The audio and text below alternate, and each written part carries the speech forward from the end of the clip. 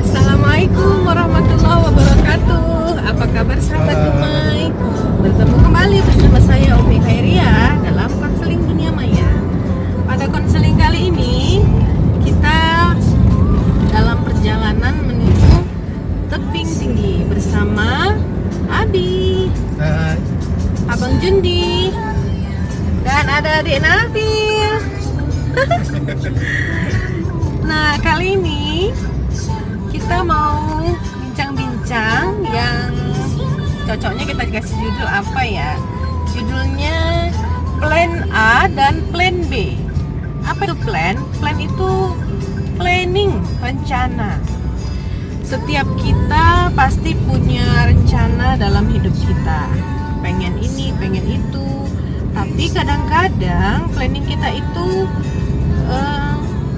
terhambat atau terkendala atau kadang-kadang gagal dilaksanakan.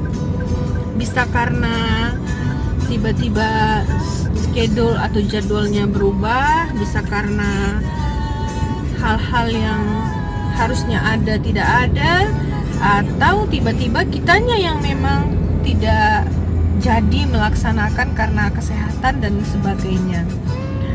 Jadi kita itu kalau sudah berencana sesuatu, katakanlah rencana A, usahakan kita juga punya rencana B.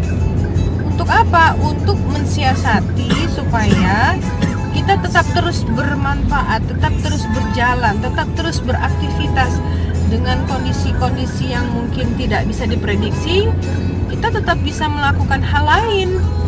Contoh, ketika kita mau pergi ke satu tempat, tiba-tiba tempat itu nggak buka gitu, tutup, mau pergi makan ke warung ini, terus nggak buka warungnya, apa yang kita lakukan?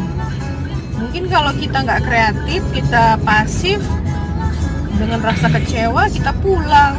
Tapi kalau kita kreatif, kita cari ide, kalau nggak bisa ke warung itu, cari warung lain.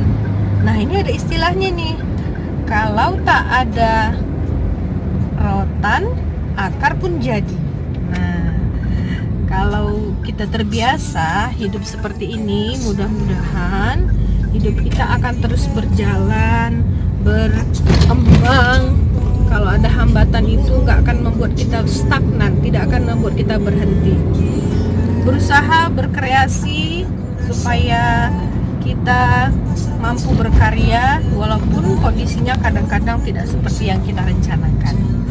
Nah, seperti biasa, kalau kemarin ada 2 video saya, 2 atau 3 ya, yang digandeng dengan masak-masak. Ini juga ada video masak-masaknya.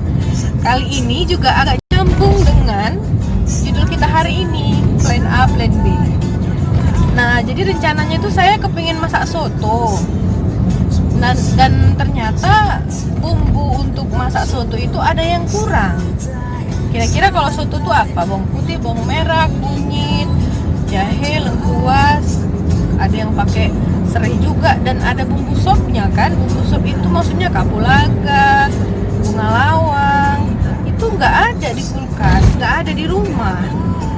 Nah, akhirnya pengen ganti, buat opor aja lah. Opor juga masih ada yang kurang bahannya. Akhirnya jadilah menu ini, tetap berbahan dasar ayam.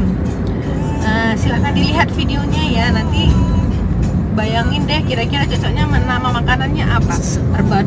Perpaduan antara soto, gulai ayam atau opor, tapi hasilnya maknyus. Ini dia.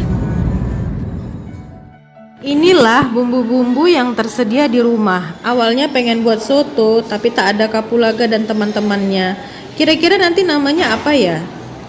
Bumbu-bumbu tadi digiling semua. Kadang-kadang saya lebih suka digiling seperti ini.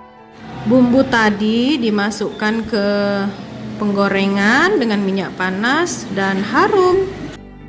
Setelah harum bumbunya, masukkan air, Lalu masukkan ayamnya. Saya gunakan air karena memang saya pakai santan instan juga. Selain kalorinya lebih rendah, lebih simple.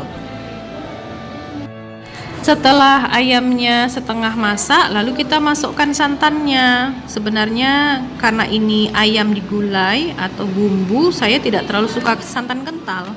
Lalu dikacau sampai kaldunya keluar. Lalu untuk tambahannya sambal kemiri, ini bahannya.